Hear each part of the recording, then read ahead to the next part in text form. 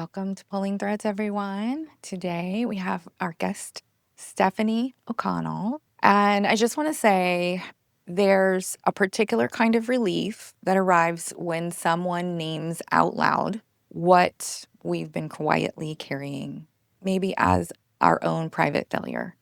And Stefanie's work and her care and her rigor and research has provided evidence that these might not all be our own private failures. So I am very excited to have this conversation. I'm a researcher at heart, and I love answering questions and finding the answer to questions. And so I haven't had a chance to read Stefanie's book yet, but we are going to talk about it and how it came about. Stefanie is an award-winning journalist whose work dismantles the myths keeping women from equitable pay, leadership, and power, one data point at a time. Her book, The Ambition Penalty, How Corporate Culture Tells Women to Step Up and Then Pushes Them Down, has been described as a testament to what's possible when women are liberated from keeping themselves small to make other people feel comfortable, which is so much about what we talk about here on Pulling Threads. And those are the threads that we're trying to pull, not to be cliche. So welcome to Pulling Threads, Stefanie. I'm so excited to just find out more about your path and how you got here. Just before we jumped on, we were talking a little bit about your journey to this work, but tell us more. Tell us how you got to this place, where you came from, where your studies started. You can give a shout out to that school we were just talking about. It's been a long journey. This is a book that I have coming out about women's experiences in the workplace. But my own career journey has been something that's been shaped by a lot of uncertainty and a lot of pivots and really responding to what has been a really changing landscape for the last several decades in the work world. I personally graduated college in 2008. So I did not know that the recession was going to be coming right on the heels of me getting out of school. And I initially started my career working in theater. And I was in the theater world for several years while in recession. And it was just totally overwhelming and hard to get a foothold. But I also started to see that my struggle wasn't even the unique struggle of the artist, but rather a broader struggle that a lot of my generational peers were also dealing with. Really, this huge transition from the idea of a 40-year career path that's very clear, and there's incremental raises, and there's a pension at the end of the rainbow, and then suddenly confronting the fact that most of my friends, no matter what they studied, but even those who worked in finance or who worked in what you would consider a stable kind of field, they were struggling with the same things I was. Uncertain income, being underemployed, not feeling like they could build wealth or have investment accounts.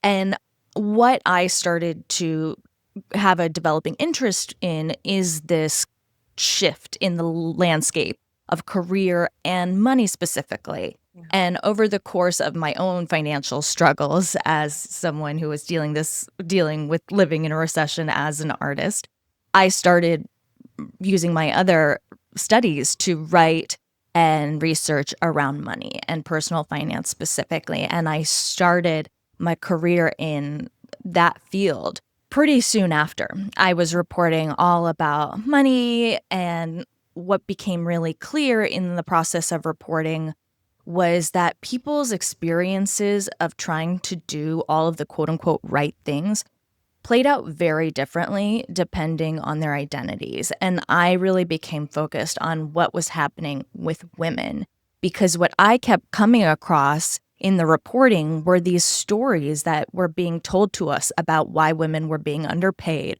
or why they weren't being promoted at the same levels, and why they were underrepresented in leadership, and why they didn't have as much wealth. And the story was basically this idea that women just weren't as ambitious, and they weren't willing to ask for more, and they weren't willing to speak up and assert themselves. But my reporting didn't bear that out in any way. Every woman around me was doing the right things. Every woman that I tried to reach out to who wasn't around me on the phone, reporting more broadly, they were doing the right things, but they were still less likely to get what they asked for. And that really motivated me to do a deeper dive into the data.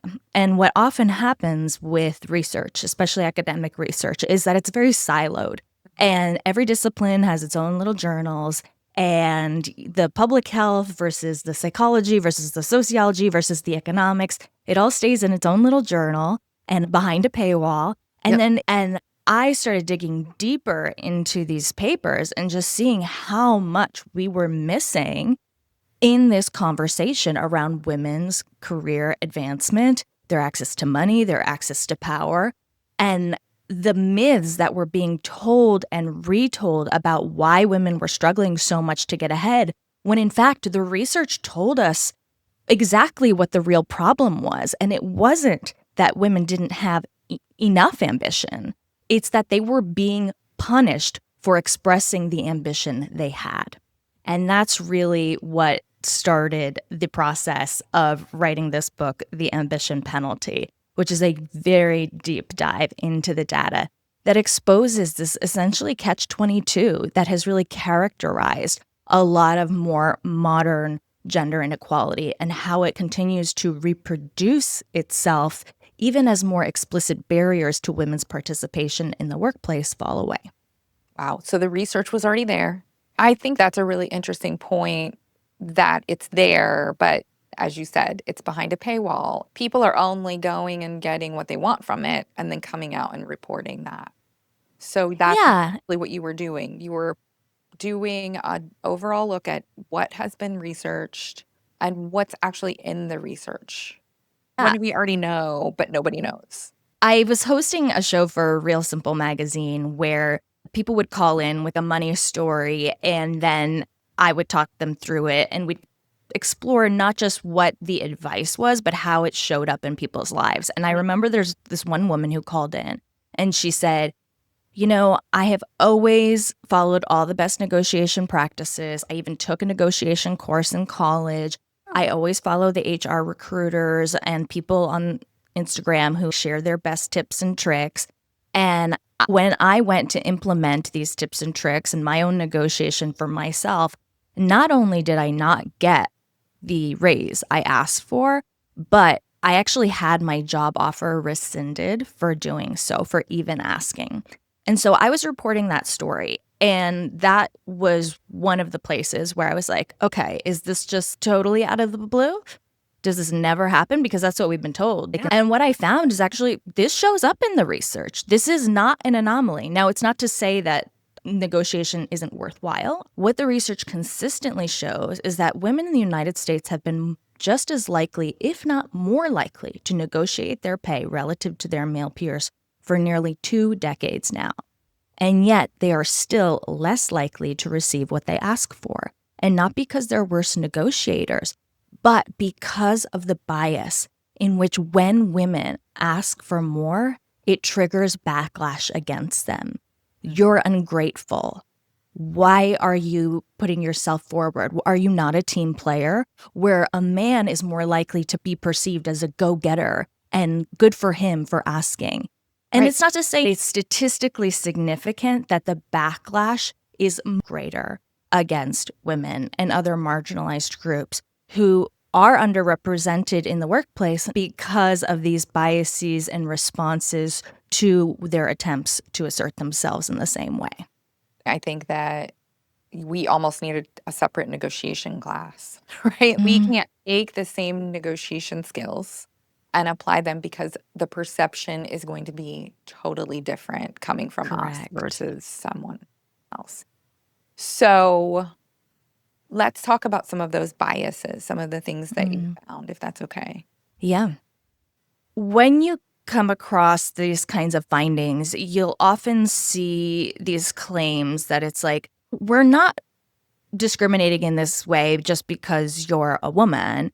But what you find really consistently in the research is that whatever they're using to fill in the blank is often used as a proxy for excluding women while pretending you're not doing it.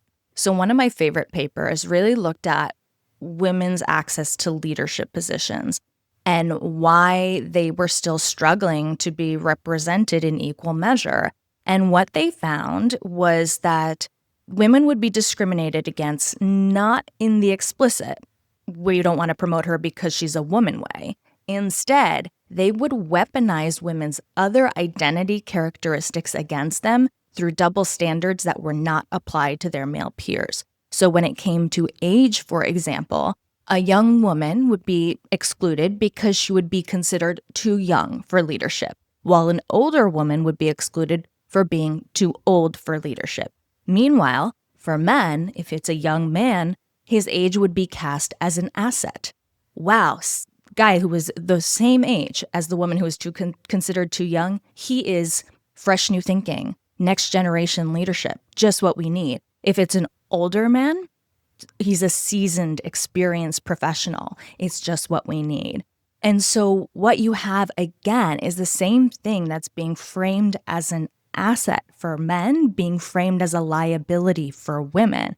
And through that double standard, you can essentially exclude women without admitting to it. And in this paper, they came across 30 different identity characteristics that were weaponized against women in this way, from age to attractiveness to parental status to race to weight.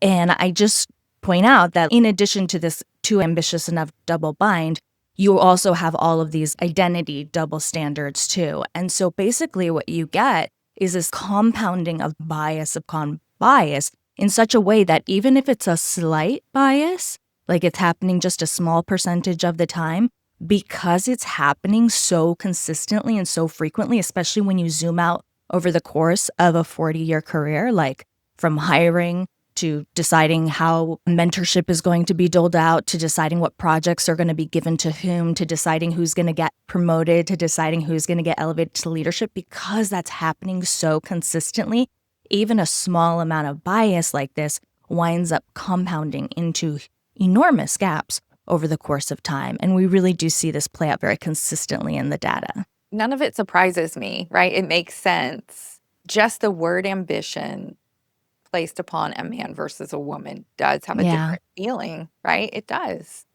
but it shouldn't. Yeah. That's just changed the pronoun in front of the word ambitious, and it really changes the connotation. That he's ambitious. Again, what an independent guy, just the guy we need. He's going to be a great leader. What a go-getter. She's ambitious. It's like we're a little skeptical. Maybe she's not a good fit. Maybe she's just looking out for herself. And even people who identify as very progressive in some ways, they don't think of themselves as kind of individual thing. This is not, I'm a bad person or you're a bad person. Right. It's more that we're all conditioned into these beliefs our whole lives about what power and leadership should look like. And people still automatically associate and implicitly associate the word boss with male. Yeah. And when a woman claims authority or leadership or asserts power herself, it triggers this kind of immediate sense of skepticism, of judging her, of holding her to a different standard. And so this book is really a call to all of us, men and women alike, all of us across identity, to dig in and be aware of where that's coming up. Because one of the other interesting findings is the people who most perceive themselves as objective or meritocratic or unbiased are those who express the most amount of bias. So when you're not aware of these dynamics, when you're not looking out for them, when you assume that you would never discriminate against people in these ways, then you're not checking yourself. You're not interrogating your decision making or seeing if you change the pronoun, does in front of a word like ambitious, does it change the meaning? And I think it's really important that we all understand this not as a box to check and something that only some people need to do. It's something we all need to do and understand and deconstruct for ourselves all of the time. This is just another part of our unprogramming that we all have to do. Everybody. Totally. I agree.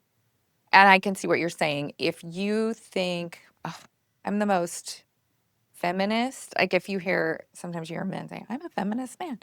Or when we label ourselves something like feminist or I'm totally open-minded, I'm unbiased. You're right. We tend to not check ourselves as much. And that's part of our work. It's part of our unprogramming is constantly checking ourselves And maybe sometimes we do have a bias. Name it and recognize that we have it. And then when we are in the position to be hiring someone or promoting someone, we're aware of it and aware that this is something that could interfere with our ability to make the best decision. So we are also Yeah. human. We are programmed humans, right? What Mhm. surprised you the most in the data while you were researching and writing the book? One of the things that really consistently surprised me was how much these inequalities that we talk about in the workplace are very much underpinned by inequality that happens outside of the workplace and specifically within the home. I knew, of course, that women do much more caretaking labor, much more household labor, and that unpaid labor puts a real constraint on women's time, their energy, and their opportunity outside of the home as well. But I didn't quite understand the extent to which that added labor in the home and inequality in the home was really more than constraining women, subsidizing men and subsidizing men's career success, their earnings growth, and their personal leisure time. One of the most shocking findings to me was that men in the United States have nearly 400 extra hours of personal leisure each year relative to women. And they did not have to give up their professional power or economic autonomy to access it. And so when we talk about things like why we're so burnt out, and especially this is very common conversation among women and for good reason, but often the assumption is the burnout is coming from the work. And I'm not saying that it doesn't, but the biggest culprit based on who is actually having more work-life balance and who is actually having more leisure is the home. The home is where the burnout is really coming from. It's where a lot of the constraints are coming from. And I think one of the most important things we can do and one of the most actionable things we can do is really work on focusing on how we achieve more of a reciprocity, if not equality. I understand there's give and take, but statistically, it's much more for women give than it is take. And so without that reciprocity, we're in a pattern of consistent inequality, consistent constraint. And that is something that I think is much more accessible to people to challenge in their own lives in a way that doesn't require necessarily a huge intervention from their employer. They don't have to wait for some policy to drop. Of course, I would love for everyone to have access to paid family leave and things like that. But in the meantime, I do think we can all be a little bit more conscious of how these power dynamics play out in our homes. Yeah, I think this is it's something we all know, but we don't talk about. Yeah. So for me personally, when we moved to Florida, my ex-husband now was finishing his fellowship in medicine and he moved a year early. So he left. I was in law school and a master's in health administration program and my second career. I'd already been a speech pathologist, but my son was 13. My daughter was 3 weeks old and he moved ahead of us. So that was step one, right? That was the first probably step toward him becoming my ex-husband to be. Mhm. In retrospect, it was a huge mistake to separate for that year. However, by the time I got to Florida, I was hired at a big national law firm in Tampa. And now I have a 1-year-old and a 14-year-old starting a new school, all new friends. So I have this teenager soccer player to get through and manage and try to foster new friendships and figure out how to get him on a soccer team and who's going to take him. Mhm. And we ended up hiring 2 nannies. And within the first 6 months, we bought a home. My husband decided to gut it with the contractor when I wasn't there. So he's an interventional cardiologist, and I'm now a brand new lawyer. He's Mhm. been practicing for a year, and but he also switched to a new practice. There was only one person who was going to put that house back together Yeah. and raise the 1-year-old and get the 13-year-old, 14-year-old to soccer practice. There was one person. And It was 9 months in, and there was no way. My Yeah. daughter was a mess. My son couldn't play soccer. I didn't really love having nannies, like other people having such a huge influence. And that was the only workaround that he was willing to make because his Yeah. career was first. There was such a huge pay gap, even though it was a doctor and a lawyer's salary to start off, that Mhm. it made no sense for us to pay for all of his care and for everyone to be so unhappy. So we did what people do. I Yeah. stepped away after working for a year. And that story, now that I work with women, so now I've gone back to school, practiced mindfulness and trained in that, and then became a clinical social worker. And a lot of the women who come to me are ex or in the process of being ex doctors' wives just by way Mhm. of referrals, but a lot of them are in other fields as well. So many of them gave up their career.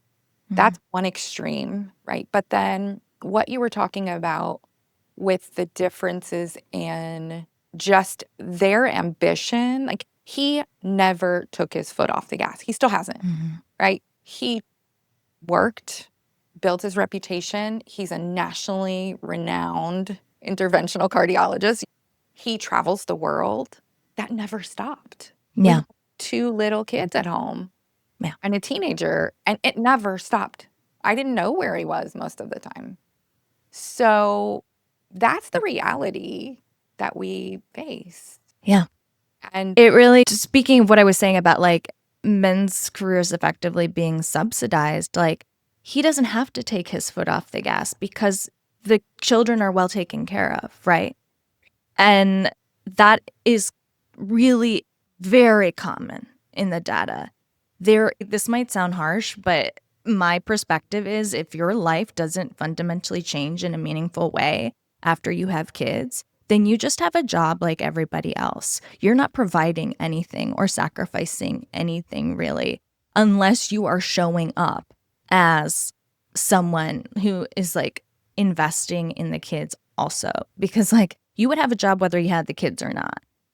Big call to action here for, Mhm. and I also argue to make all of our ability to combine professional and personal more sustainable. So you, if you had been able to continue in your law firm while having a young child, it's going to require not only men to share more of that load, but it's also going to require enough men sharing the load such that workplace culture itself has to shift. Right now, workplace culture doesn't have to shift because there's effectively this subsidy happening in the home. If you have a workforce that's primarily comprised of people, especially in leadership, who have no need to go and take a sick day to deal with their kids on a regular basis, or has a summer break, or has school letting out at 3 p.m., then they will not put in place the policies that enable more people to accommodate those life and caretaking responsibilities outside of the home within that workplace. And so I think this is one of the most important things that we can do is having men be more involved in our homes, because that also fundamentally challenges the workplace culture in and of itself. yes, I agree. But it's And up to your point, like something we can't make happen on our own, right? Like we no, can ask as much as we yeah. want. That this is another myth I bust in the book, is like this idea that women aren't making lists or aren't asking their partners for help or aren't like just like telling them what they need done. No, you speak to like pretty much any woman, they're like desperate. They're like pleading. What shifts, and I think women don't realize this until that happens to them, because I was the mother for my first son when I was raising him by myself. And then I get married and I have these 2 little kids and I stopped working. Except the moment you stop working, you think you're already doing everything, but now it's expected that you're doing everything because Mm, you're not working. This is now your job. It is yeah.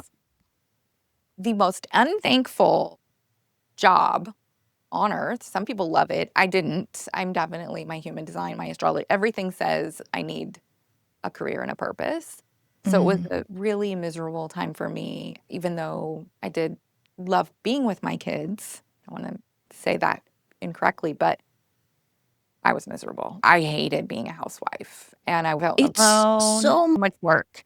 And the moment that happened, it yeah. just gave him permission to keep going, right? And he was a wonderful provider. He still is a wonderful provider. He's very generous. He's also wired for career. I think taking a step back for women who want the career, like I chose the wrong person. I needed someone and I needed to make an agreement with them before we had children together Mm. and say, we're sharing this, right? And I didn't do that. So that's even a step back. I know you're really focused on what changes we can make in the workplace. But even before we share a home with someone, we need to understand what their ideas are. Look at their family. What do they like about their family? What do they dislike about their parents' dynamic and how things were for them growing up? We are not having those conversations with people either and saying, I know everyone's pretty desperate to find someone out there. I feel like we talk about the loneliness epidemic and all of these things, and I know how that feels. I know you just desperately want to be with someone. But if you are very ambitious, and that is great, you need to think about the partner you're joining forces with, and if you want to have children together or not, because home is going to take up somebody's time. And Isn't that the truth? It's going to take up a lot of time. it is. And The things that I think also gets undervalued is relationships outside of the that in the community I've been able to cultivate later in my adulthood and especially now as a mom. It's so valuable in a way that it makes the pressure on the one person less. It's so hard when we have to balance the full load of like, how do we, even if you weren't in the paid labor force, when you were full time at home, that's still like at least 5 or 6 jobs if you had to outsource them, right? right. And they're 24/7. That is too much for one person to carry. And I think it's even too much for the household to carry. We really do need a lot more shared responsibility, community care. A big focus of this book is really trying to get us out of the idea that solving for these things is an individual problem and a personal failure when we're struggling, and Yeah. really understanding that our greatest resource in trying to imagine differently is working together and working collectively and always adding in and trying to foster that kind of community care and community element into whatever it is we're trying to do. Ugh, that's really true and so great because I think so many women do internalize all of these things, the career, the pay Mhm. struggles as personal failure. If we Mhm. can take a step back and say, but maybe the systems we have in place just aren't supporting us the way that they Mhm. could, it does Mhm. take pressure off, right? It takes the pressure off of us individually and saying, okay, we're doing the best we can, but maybe there are better ways that we as a society could function. And Totally. And when you understand that it's not just you, then you get out of the self-blame spiral. What yeah, I was mentioning the story before about how that woman I spoke to asked for a raise and her job offer was rescinded. She thought it was just her. She didn't know the data. She was so ashamed. She didn't want to share her story. Because of that, she went into this cycle of, wow, maybe my skills aren't valuable. Maybe there's something wrong with me. Like, really, a lot of self doubt. And that's really a result of this conditioning that, especially we've had as women, where we've been sold this idea that the biggest barrier to our opportunity to getting more of what we want, whether it's money or time or just time with our kids, even free time, is ourselves. If we just did it this way or mommed in the right way or bossed in the right way, then suddenly it would like unlock a world in which we have as much access to pay and power or personal time and leisure as our male peers. But what I think that gets us into is that self-blame cycle, because when something goes wrong, you're already set up to blame. You're constantly internalizing, you're constantly individualizing, and then when things go wrong, you feel shame and you withdraw instead of, if you understand the data and you understand that what you're experiencing isn't individual, but it's a shared struggle, then you can start to open up. You can start to connect with more people who've been through similar experiences. You let go of the shame because you realize, oh, it's not just you.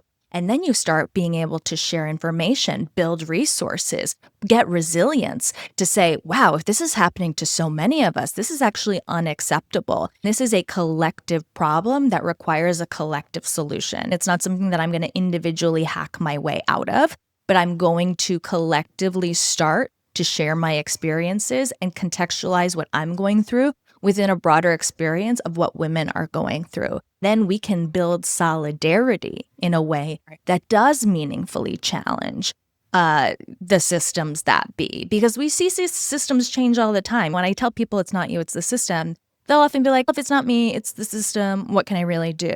And there's this perception that the system, but there's a perception that the system is fixed, that it's unchangeable. But I point out in the book, the system changes all the time. It's often changing in a way that maintains the power and the privilege of the already most powerful privileged. And let me give you an example of this, how that plays out in the workplace. So just in another hiring scenario, if you have a resume, man's name versus a woman's name, and the man has more education and the woman has more experience, the people hiring for the job will say, well, we got to hire the man because education is the most important qualification criteria for doing this job well.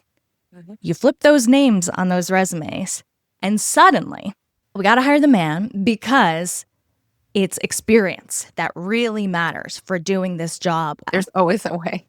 Exactly. So that's what I mean by changing the system. It doesn't have to necessarily be this huge federal policy level that seems so out of touch and out of reach for many of us. No. Yeah. The system is really us confronting and holding these changing metrics to account and calling these double standards out as we encounter them. And I write through in the book how we interact with systems every day. There's the interpersonal, there's the institutional, and then there's, of course, the political and cultural. And I might not be in the White House, but if I'm in the political and cultural sphere in my own community, in my own school board, those policies really do make a difference. They do shape attitudes. They do shape norms. My daughter's going to go to free pre-K next year because I live in New York City. There's going to be a twos program in the city next year. And it's, wow, we didn't lack the solutions. We will. You can build solidarity and you can start getting people together to demand this stuff. It happens. We see this happening.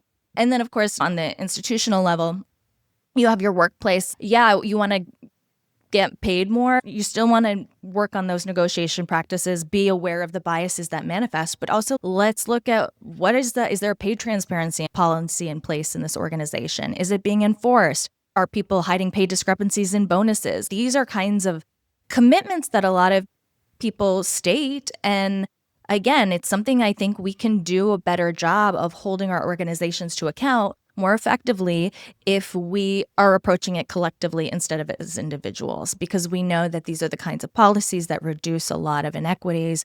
And in addition to trying to make sure I follow all the best negotiation practices, let me make sure I'm sharing this institutional knowledge, even if there's not a pay transparency policy in my organization, at least cultivating it with my peers, because we know that's like something that does challenge these systems. And then at the interpersonal level, how does this show up in our homes? People don't think in terms of systems, but I think we should. It's not just me and you in a relationship. It's what does it mean to be a good, quote unquote, wife or mother? And is that really serving us if the idea of what that system is to basically tell women they should be self-sacrificing above all of everything outside of marriage and motherhood? Because I don't think that's actually the system I want to hold up. And it's not the system I want to model for my daughter. I think about how am I showing up within those systems and reshaping them through my modeling too. So I just want us to think a little bit more actionably when we think about things that are systemic and understand that this is something we engage with every day and we can model and resist and cultivate community within them. I'm curious if you have an opinion about how this can be done in the entrepreneurial space. Most of the women that I am currently networking and forming relationships with are in this online space now. Many of us are therapists. The therapy world has been turned upside down because of the Yeah. corporations taking over therapy. A lot of people want it, but it seems like this great job to have. You can work for yourself, you can start a private practice, and then suddenly a bunch of corporations came in and now they're paying new therapists a very low rate. Yeah. But because of that, a lot of the women that I'm working with now and that we're banding together and sharing resources are therapists who are venturing into the coaching space. Mhm. Maybe they're starting podcasts. I teach therapists now how, like, one of my little side things is to help people find their voice and find whatever's blocking them from starting a podcast and then sharing their expertise. So, how do we put systems in place? Because the same biases exist in the Mhm. entrepreneurial space as well. So, an example would be as a divorce coach, if I charge $150 an hour, that might be seen as okay. But I'm sure that I can go find men who are charging 500 an hour who are also former attorneys and people won't blink an eye. So it's those kind of biases where she should be sacrificing, and this may be my internal part of my too that you're hearing. She should be sacrificing. Who can access Mhm. that? She says she wants to help women, Yeah. but her rate is so high, no one could afford her. I don't think that same response is going to be stated to a man. Yeah, and then what I write through here in the book is that these are, like, broader cultural ideals that transcend any industry, any space, right? Shaping all of this, no matter where it's manifesting, is basically this idea that men should have outsized access to power and resources, and women's labor should be channeled into ensuring men maintain those power and resources. Right. And that is something that, again, isn't something people will admit to, or if I say that, people will be like, that's not what I believe. But our Yeah. responses to women asserting their right to the same thing tell us that's what people believe pretty Mhm. consistently. So I think a big piece of this, no matter where, is shifting the norms in and of themselves. And the way norms shift very effectively is the more people are challenging them Yeah. and the more regular it is. And I think to your point, when you're talking about being in the online space, I've also been operating in the online space, a freelance and solopreneur for over a decade, and in media, also been very disrupted over the course of the last few decades. So Yep. I just empathize so much. But as you mentioned, building community and information sharing and resource sharing, it's not going to protect us from backlash, but it's going to build our resilience. And if we want to be part of changing these bigger, broader norms that transcend our spaces, we have to have, like, all of that community, all of that support within the spaces in which we are operating so that we can face the kind of pushback that is inevitable, especially as women, that we're going to experience along the way. There is a cost women are made to pay for their ambition, but there's also going to be a cost to trying to change the world so that that doesn't happen anymore. Right. And what I'm saying is, I'm not telling you that there's not going to be a cost to pay. This is the reality of the world we live in. But I think a life trying to avoid these backlash and penalties is not going to get us anywhere. It's just going to double us down on Right. where we are in ways that continue to keep these norms in place, as opposed to if we can find more sustainable ways in collective action through community, through information sharing, through resource building, then we can sustain those penalties a little bit more while we're shifting the norms for the people that we're modeling what is okay and what power looks like for coming up behind us. And back to your point about shifting things at home, what are we Mhm. doing besides the shift, right? If we can start shifting things at home, we're also modeling that for our Yes. children and our sons and our daughters, which is so important, right? I tend to think the bigger systems start shifting. It may take years, but they do start shifting when we start making the changes at home. We already see that in the world, right? Yeah, and we see this in the data too. One of the best predictors of how involved a boy is going to be in his own, how much they participate in housework and caregiving when those boys are teenagers. And for girls, when they're raised by moms who they see engaging outside of the home as well, whether it's in the paid labor force or in the public sphere in some capacity, in the leadership capacity, those girls are also more likely to find themselves in more equitable marriages. When they grow up, they're more likely to be in the paid labor force. They're more likely to assume leadership positions. So, yeah, this is one of the biggest things I think about as a parent, more than like any individual parenting decision. I'm past the baby stage, but there's so much focus on babies and like breastfeeding, all the different things, the gadgets and decisions you make. But like, I can't think of anything that I have cared more about than the power dynamic I'm modeling for my daughter and what she's allowed to imagine herself to be, not in the superficial way that I grew up with, where it was we were basically told girls can do anything, and then basically being modeled a world in which any girl who tried to do anything was like immediately torn down and cast as a pariah in the public sphere. But no, I Yeah. want to model like her being fully entitled to her dreams in a way that is, you are not a bad person or selfish for having dreams that you care about and want to actually go after more than in theory, but in practice. Yeah. There's nothing more important than modeling that for our kids and modeling the relationship we want, but also Totally. modeling the dreams that we want and going for them. Yeah. Yeah. And to your point about the relationships more broadly too, this I keep Yeah. coming More back broad. like Yes. the community, the friendships. Like I do think of the quote unquote loneliness epidemic really is just this atomization of life where it's not just the screens, but it's also like we're all just like in very disconnected. It's hard. I live in a walkable city. That helps a lot. But even it's just, I've got all my girlfriends who are my age, all have young children, and they all live in a different suburb. And like the just logistics of getting in a room once a month for dinner is impossible. It's impossible. It's Yep. just like, so I want, but I still think that's important work. And I think Yeah. that's work that we need to be doing more of. And I want to make sure that's something I model. Yeah, I think it's really important work. And I think we all got a little bit tired of Zooming and being online for a Hmm. while. But I'm coming to a different place with that now, where I am meeting all of these other therapists and these other coaches. And it's wonderful having conversations like this, where I don't have to fly you in or figure it out or only interview people here in St. Petersburg, Florida. I think revisiting these collective spaces online is going to be worthwhile for us too, Mm. and learning, having book clubs online.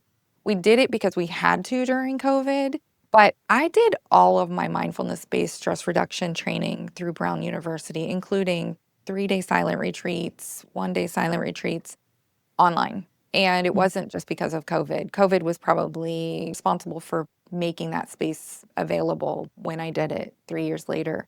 But those were magical, just Mm. as magical as if we were all sitting in the same room. So if we can make these collective spaces again, I think it's worthwhile to visit that as a way forward. I too, I'm very busy being an entrepreneur, being a therapist, being a mom, a single mom, like all of these things take up a lot of space. But I am at a point right now where I'm recognizing that I've lost some connections that I've needed or that I need to Mhm. replace. And I agree with you. I think that the loneliness epidemic is not just a romantic partner problem. It's a Mhm. we aren't making time for their problem necessarily. And maybe we're all realizing it, but we don't know how to put it back together. And maybe we don't. Maybe we seek out new ways of meeting people and connecting with people.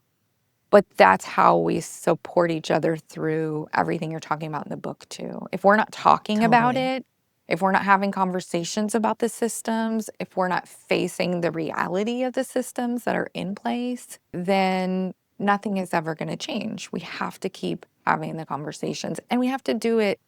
I think it's important to do it with data. It's important to have the Yes. facts. There's so much misinformation in the Mhm. world. And it's one of the things I love about the work that you've done here You went out and you found the data, thing, real data. This isn't biased, like it's factual. There's so much misinformation out there, and I think people have lost trust. So kudos to you for doing the hard work and digging in and going and looking for it. Yeah, it was a lot. It's been a long journey. I think it's worth it. I think, as you said at the top, like having a language for the thing you're experiencing is really important. Also, I think there's a lot of gaslighting in the conversation around women's experiences in every facet, their pain, what they're experiencing at home, what they're experiencing at work. And that's why really coming at this through a research lens was so important to me, because I think it's one thing to be chronically overworked and underpaid and undervalued and underrecognized. And it's another thing to experience all that while being told it's not happening. And to validate everyone that it is happening. It's not in your head, it's in the data. This book is like 450 citations, which for context, most nonfiction books have 50 citations. You're like, It I'm going to share that. So there's plenty of further reading for anyone who gets through it and says, I want to learn more. You can go to paper after paper. And it is pretty life-changing to walk away with a real understanding and knowledge of your experience that you maybe couldn't articulate before. Maybe you felt, but you thought it was just you. And then to use that to connect with other people. I've heard it again and again from people who follow my work or people who read the book. And I'm excited because I think we're ready for a new chapter in the discourse around what empowerment is or should look. And I think we have every woman I know. It's just there's so many women who are doing such amazing things. And if we can really harness the data and our relationships with each other, I really do think we're unstoppable. Yeah, I agree. What is a collective response, like a meaningful collective pushback, look like? What does that look like? Yeah, I think it depends on what context we're talking about. You can look at unions in the workplace. People who are under union contracts over the course of a career make something like $1 million more relative to their non-union counterparts. I think, let's say you're not in that kind of profession, there is a playbook there. There is a playbook of, oh, I understand asking for more is not an individual project. I understand it's something I need to do, and I have more leverage when I'm going at it with other people. So I think that has been a really interesting thing to look at, and also to look at social movements. Outcomes have really shifted for women. It's almost always been through social movements, collective action, civil rights, feminist movements. That's when you see things change. From the 90s onwards, things don't change much, which is interesting because the rhetoric around suggests that's when things were really cooking, that we were really making a lot of progress. But it's pretty striking. I graduated high school in 2004. The pay gap in 2005 is where the pay gap is today in 20. So that means this whole several generations now who've been more educated than our male peers, more ambitious, just as willing to ask for more, our outcomes have not moved an inch.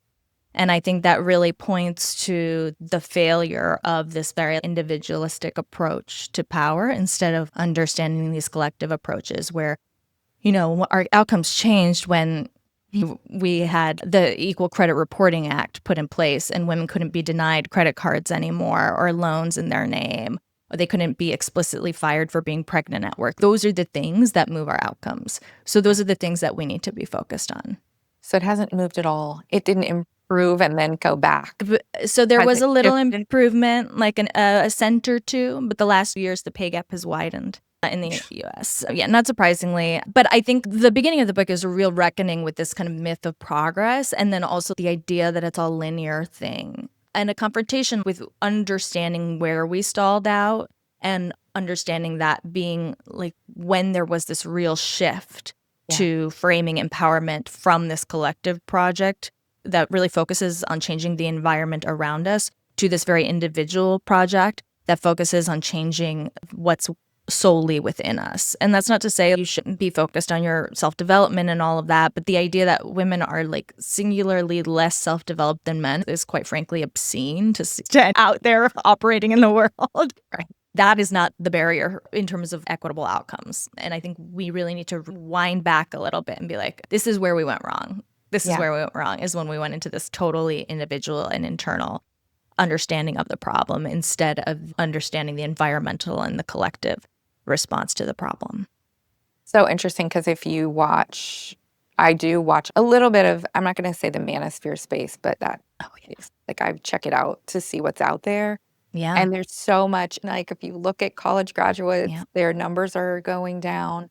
It's not what we're talking about here. It's like there is this desire to say something isn't happening to women because this is what's happening to boys. And it's like, you're missing the point. We're Yeah. missing the point. I wrote about this a bit in the book too. It's a tactic. To be able to make more money and hold more power and access leadership with less education is the definition of privilege. But Yeah. that's being reframed as a crisis. And what that effectively does is then create a moral justification for increasing hostility toward women, which is what we're seeing right now in the United States. There's an increase in hostility, and that is creating a permission structure to be more explicit about firing women, firing people of color, stripping workplace protections, rolling back paid leave I recently saw in a couple big organizations. Yeah, so that's now just, I think we should be very aware of the manipulation tactics in those kinds of arguments. And that's not to say I don't care about boys' access to education, but one of the things about education is not in limited supply. Money, it's not power, it's not something that boys are being blocked from. And one of the fascinating things about the research is that in more egalitarian spaces, boys do better in education. They do better in education when they're around girls. But when boys begin to perceive something as feminine, then they withdraw from it. When they perceive it as for women. So because education is now coded as feminine, that is creating this withdrawal mechanism.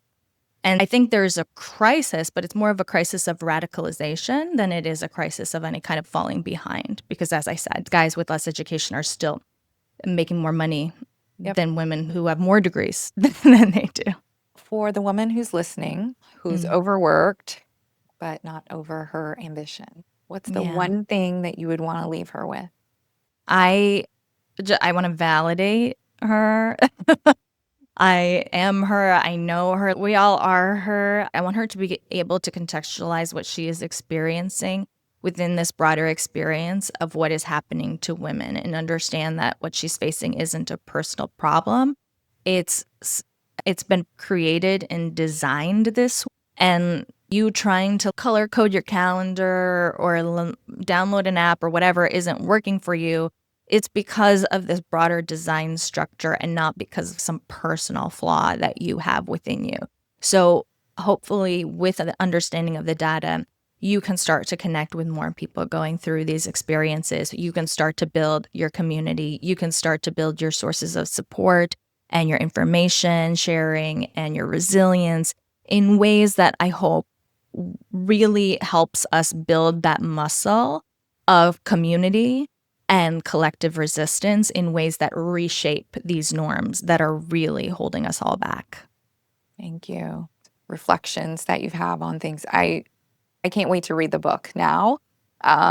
Where can people find it? Where's the best place for someone to find the book? The best place to get the book is wherever is easiest for you to get it now. The book is called The Ambition Penalty: How Corporate Culture Tells Women to Step Up and Then Pushes Them Down. There's ebook, hardcover, audiobook, wherever you get it. You can request it at your local library. You can request it at your local bookstore. You can get it at any of the big retailers, online, in person. Is it available on Audible? Did you read it, Audible? I did read it. So hopefully my voice isn't annoying to people. Oh, you're very articulate. Thank you. Okay, so they can also follow you on social media. Tell us where to follow you. Yeah, I'm most active on Instagram at Stefanie O'Connell, Stefanie with an F. I also have a newsletter called Too Ambitious on Substack. And I'm pretty active mostly on Instagram, but TikTok a little bit, a little LinkedIn. I dabble. Everything will be listed in the show notes, so anyone who's listening who wants to find out more about Stefanie's work, you can find it in the show notes on Apple Podcasts, Spotify, and YouTube. Thank you so much, Stefanie, for sharing your Thank work you. and for this work. It's really important, and I hope it reaches many people. So I think a lot of us need to not only unprogram some of this, but also just let go of some of the shame that we may be holding on to. So we're all part of this system, and we're all on the receiving end of it. 100%. Thank you for having me. I really appreciate it. Thank you.